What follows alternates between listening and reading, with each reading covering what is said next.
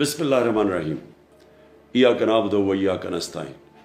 سارے تحریک انصاف کے کارکنوں کو، ہمارے ووٹرز کو آج میں ہماری 26ویں سالگرہ کی مبارک دیتا ہوں۔ 26 سال پہلے چند میرے دوستوں نے مل کے لاہور کے ہالیڈے ان میں ہم نے اپنی پارٹی کا آغاز کیا، اور اس کا مقصد ایک ہی تھا کہ جو نظریہ پاکستان ہے، اسلامی فلاحی ریاست، اس کے اصولوں کے اوپر ہم اپنے نیا پاکستان بنائیں۔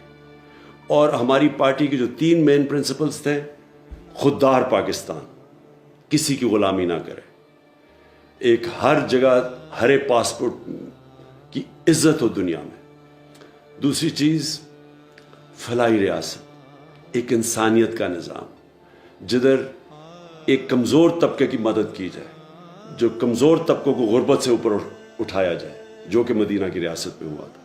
اور پھر سب سے زیادہ ضروری چیز کہ کوئی بھی دنیا میں ملک ترقی نہیں کر سکتا جب تک وہاں قانون کی بالادستی نہیں ہوتی، انصاف نہیں ہوتا۔ اور انصاف کا مطلب یہ ہوتا ہے سب قانون کے نیچے ایک برابر، یہ نہیں کہ طاقتور قانون سے اوپر جو مرضی کریں، چوری کریں، ان کو NRO مل جائے اور بیچارے صرف غریب لوگ جیلوں میں جائیں۔ ان 3 اصولوں کے اوپر ہم نے پارٹی بنائی تھی۔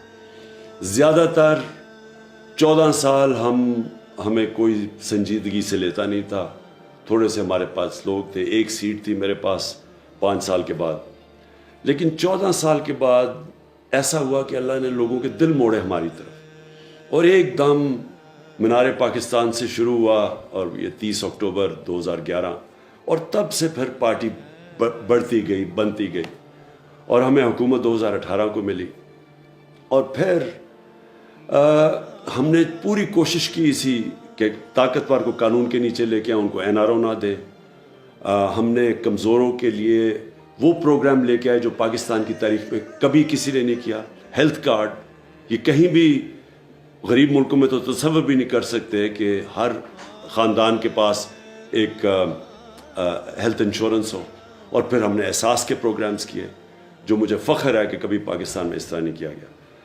لیکن مسئلہ ہمیں سب سے بڑا یہ آیا، ایک کہ طاقتور سب اکٹھے ہو گئے، جو طاقتور اس ملک کے مافیاز تھے وہ سب اکٹھے ہو گئے، ساری جماعتیں اکٹھی ہو گئیں، اور پھر انہوں نے ایک بیرونی سازش کے ساتھ کہ شامل ہو کے ایک بیرونی مداخلت کے تحت ہماری حکومت کو انہوں نے گرایا۔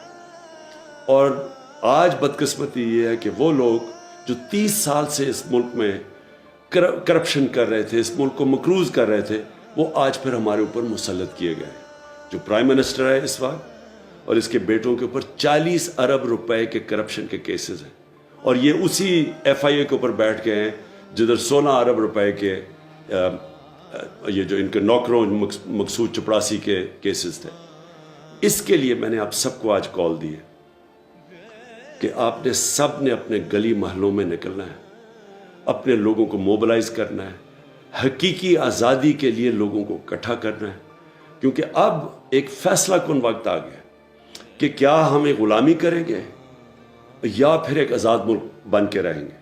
اور اس کے لیے کبھی بھی آزادی جد و جہد کے بغیر نہیں جیتی جاتی۔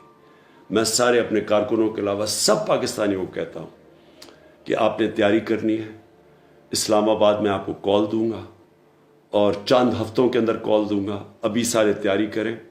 اور آپ نے پھر اسلام آباد آنا ہے، اور جب تک الیکشن اناؤنس نہیں ہوتے آپ نے میرے ساتھ یہاں اسلام آباد میں بیٹھنا ہے۔ پاکستان زندہ باد۔